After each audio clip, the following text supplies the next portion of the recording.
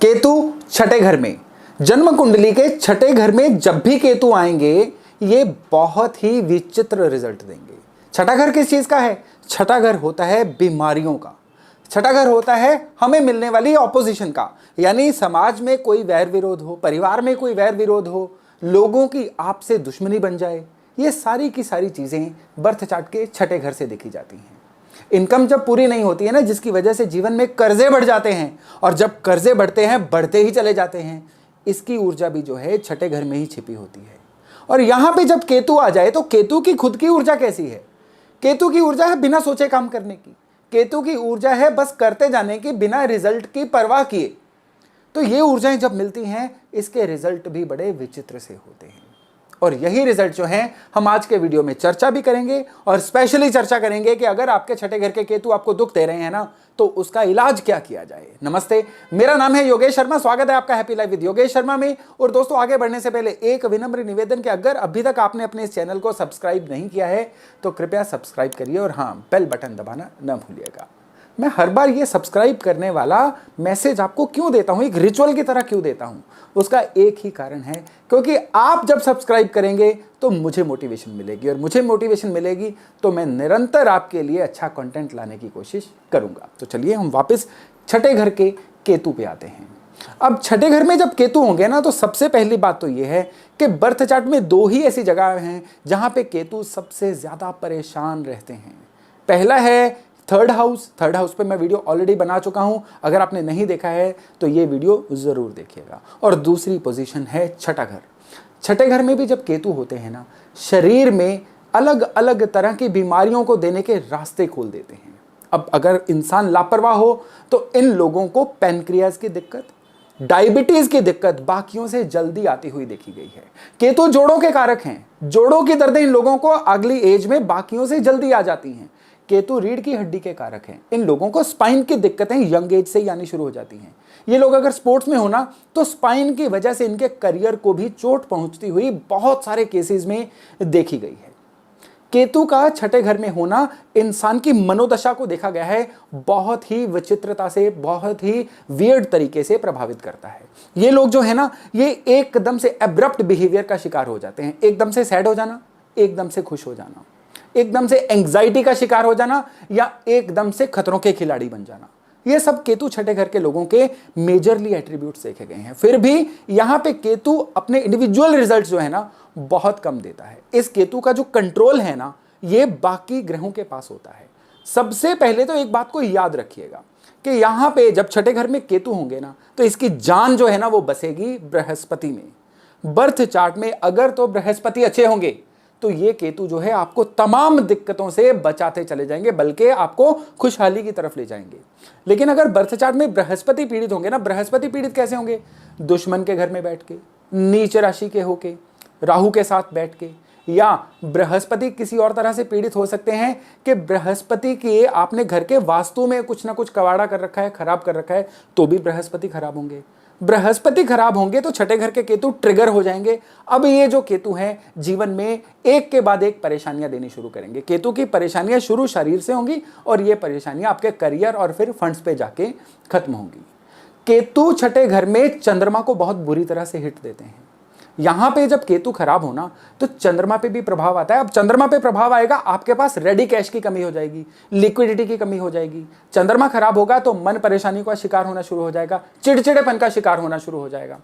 तो ये केतु जो हैं खाली बृहस्पति या चंद्रमा नहीं, ये शुक्र को भी प्रभावित करेंगे। अब शुक्र को प्रभावित करेंगे तो जीवन साथी से अनबन हो सकती है। शुक्र को प्रभावित करेंगे तो इंसान की जो आउटलुक है ना, उसमें भी आपको शुक्र की खराबी के प्रभाव नजर आ जाएंगे। ऐसे लोग जो है ना मुरझाए मुरझाए से लगेंगे, एकदम से जैसे जैसे बैठे हुए ऐसे उठ के बाजार में चल देंगे। पार्टियों में भी ये लोग ज्यादा सज संवर के जाना पसंद नहीं करते हैं। एकदम से जैसे डिस्टर्ब्ड से लोग होते हैं ना, ऐसे लोग होते हैं छठे केतु वाले, जब इनके शुक्र भी खराब हो जाएं। नॉर्मली देखा गया है कि छठे घर के केतु वाले जो लोग हैं, ये पैसे की देखरेख आसानी से नहीं कर पाते हैं। पैसा इनकी लाइफ में आता है, लेकिन आके तुरंत से फिसल भी जाता है। छठे घर के केतु वाले अगर अपनी जन्मभूमि छोड़ के कहीं घर से दूर सेटल हो जाएं, जितना दूर उतना अच्छा, विदेश में सेटल हो जाएं, तो इनके लिए ये बहुत ही अच्छी मूवमेंट रहती है। अगर केतु के छठे घर वाले लोगों को विदेश जाने का मन में विचार आ जाए ना, उसको तुरंत फलीभूत कर दें। बल्कि ये देखा गया है कि छठे घर के केतु वाले जो लोग हैं ना, ये विदेश में बाकियों से ज्यादा जल्दी सेटल होते हैं। छठे घर के केतु वालों के लिए घर में कुत्ता पालना जो है ये बहुत ही शुभ रहता है। बट नॉर्मली देखा गया है कि अगर बृहस्पति खराब हो तो इनको डॉग बाइट भी बहुत जल्दी हो जाती है, घर का कुत्ता भी काट लेता है, बाहर से भी डॉग बाइट का शिकार ये हो सकते हैं। इनको हड्डियों की दिक्कत, डॉग बाइट की दिक्कत, मन में एंग्जाइटी की दिक्कत, डिप्रेशन की दिक्कत, चिड़चिड़ापन, ये चीजें बाकियों से ज्यादा जल्दी आ जाती हैं। यहां पे आपको ये चीज समझनी सबसे ज्यादा जरूरी है कि छठे घर का केतु घर के वास्तु पे क्या प्रभाव देता है। छठा घर नॉर्थ एरिया होता है घर का। अब नॉर्थ एरिया में आपके अगर दो रंगा फर्श है, कई जगह पे होता है ना कि फर्श ब्लैक एंड व्हाइट हो या एग्जैक्टली दो रंगों का फर्श हो, और वो फर्श अगर नॉर्थ एरिया में हो तो ये छठे घर के केतु का ट्रिगर पॉइंट बन जाता है। उस फर्श में दरारें आना, उस जगह पे जगह का बैठ जाना, या आपके घर के नॉर्थ या नॉर्थ ईस्ट एरिया में पाइप्स का लीक होना, टैप्स का लीक होना, पानी की खराबियां, पानी की ब्लॉकेज, ऐसी दिक्कतें हों तो ये निशानी होती है कि अब आपके बर्थ चार्ट के जो केतु हैं ये मुरझा रहे हैं, ये खराब हो रहे हैं। खराब केतु, आपके केतु अच्छे हैं या खराब है ना, इसका आपको सीधा सीधा अपने ननिहाल से आइडिया हो जाएगा। अगर छठे घर के केतु वाले लोगों के घर के मामा लोग जो हैं ये परेशान हो, इनका जो ननिहाल यानी मेटरनल साइड है ये परेशान हो, तो समझ जाइएगा कि ये उनके थ्रू ईश्वर आपको संदेश दे रहे हैं कि आपके बर्थ चार्ट के केतु खराब हैं। अब आपके काम कारोबार में दिक्कत होने जा रही है, आपके फ्लो में, आपके जीवन में बहुत सारा हिंडरेंसेज यानी रुकावटें आने वाली हैं। छठे घर के केतु को अगर आपने सही रखना है तो सबसे पहले तो खराब केतु की निशानियों को घर से निकाल बाहर करिए। चाबी केतु होती है, अगर आपके पास कुछ ऐसी चाबियां पड़ी हुई हैं जिनका ताला ही नहीं है तो उनको ढूंढ ढूंढ के निकालिए और फेंक दीजिए। अगर आपके घर में ऐसे ताले भी पड़े हुए हैं ना जिनकी चाबियां नहीं है, ये भी खराब केतु की निशानी है, उनको भी फेंकिए, 2 मिनट ना लगाइए। इवन कोई ऐसे ताले जो बिल्कुल थोड़ा सा भी कह लीजिए कि वर्किंग सही नहीं कर रहे हैं, लुब्रिकेशन के बाद भी नहीं चल रहे हैं, ये भी आपके इस छठे घर के केतु को बहुत ज़्यादा खराब करेंगे। इनको भी आपको घर से निकालना होगा। यहाँ पे आपको ध्यान देने लायक बात यह है कि ये केतु जो है ना खुद कम और बृहस्पति पे ज़्यादा डिपेंड करेंगे। तो अगर आप चाहते हैं कि इस केतु को आप सही रखें तो सबसे पहले तो बर्थ चार्ट में जिस भी घर में गुरु है ना, आप उस गुरु को भी सही करिए। मेरे गुरु के अलग अलग घरों पे भी वीडियो हैं, आपके जिस भी घर में गुरु है ना आप उसके अकॉर्डिंग अपने गुरु को सही भी कर सकते हैं, उसके लिए भी मेरे वीडियोस रेफर कर सकते हैं।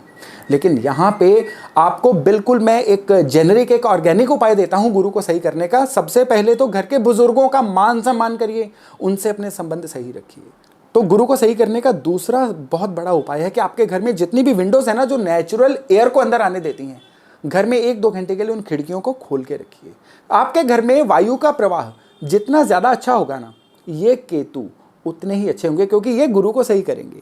गुरु को सही करने के लिए अपने शरीर पे सोना पहनिए, लेकिन सोना पहनने से पहले आपको एक चीज़ का ध्यान रखना है कि आपके बर्थ चार्ट में बृहस्पति जो है वो सही हों।